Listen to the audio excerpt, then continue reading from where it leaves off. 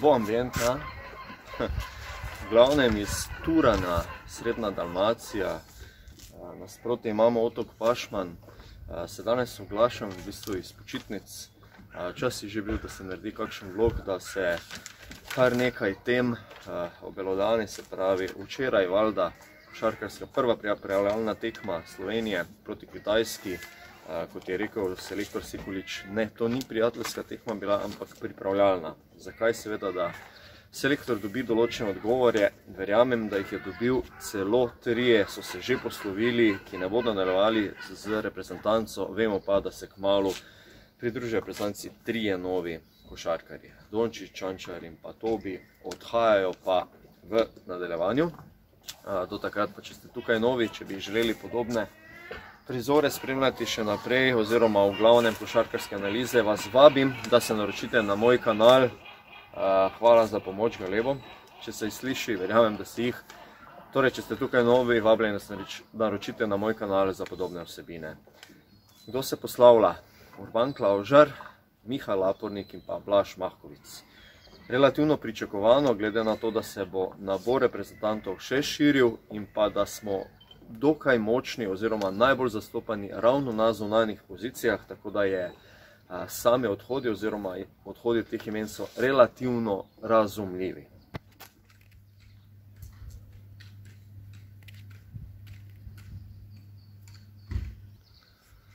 Rahel intermezzo vmes, torej je moralo v kader, ker je toliko galebov na obali, da je treba tudi to malo povzeti.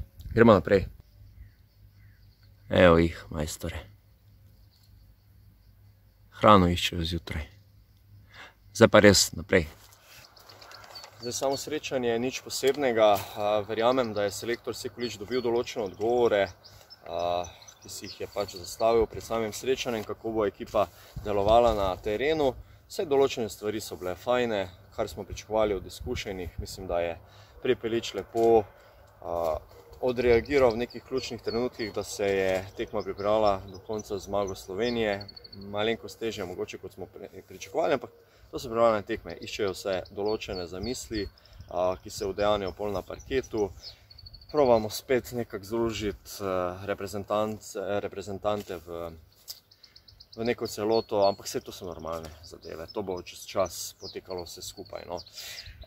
Zdaj ostajajo določeni igralci, ki se misli, da bojo že odpadli, ampak vse, kot sem že prej dejal, to je mogoče na račun tega, ker rabimo malenkost več visokih košarkarjev. To smo se tudi malo med prijatelji pogovarjali. Recimo, Kunc je dobil že nekaj priložnosti včeraj, Bine Prepelič in tako naprej. Ne verjamem, da bosta ona dva ostala do konca, ampak gradijo bolj spodaj, ker ostalega imajo pač toliko več.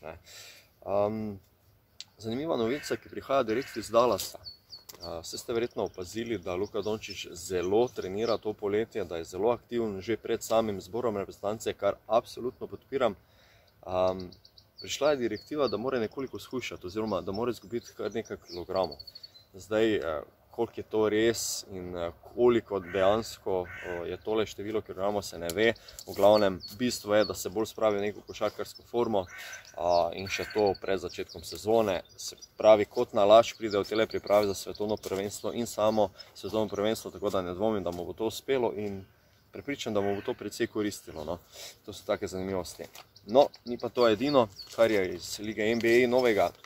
Jaylen Brown je podpisal milijonsko, kaj milijonsko? 304 milijona evrov vredno novo pogodbo, za naslednjih 5 let seveda ostaja v Bostonu, tako da Celtiki ostajajo močni, posebno na branilski liniji Jason Tatum, Jaylen Brown, pa še kdo bi se našel.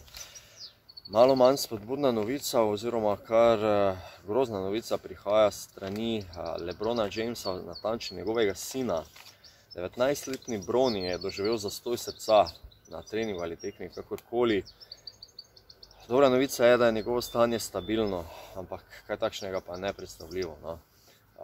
Ne vem, če veste, Bronny James velja celo za enega izmed košarkarjev, ki bi naslednje leto ali še naslednjo, ne me tudi držati za besedo, zelo resno kandidira za nabor na lige NBA. Glede na očeta oziroma na njegov priimek, ne dvomim, da se to ne bo zgodilo.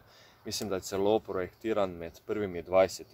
Koliko bo to v se udejanjilo, oziroma koliko je to glede na njegovo zadnje zdravstveno stanje mogoče, res upam, da je, no, pa bomo videli kmalu. Kemba Walker, Monaco, Euroliga, zanimivo, ne?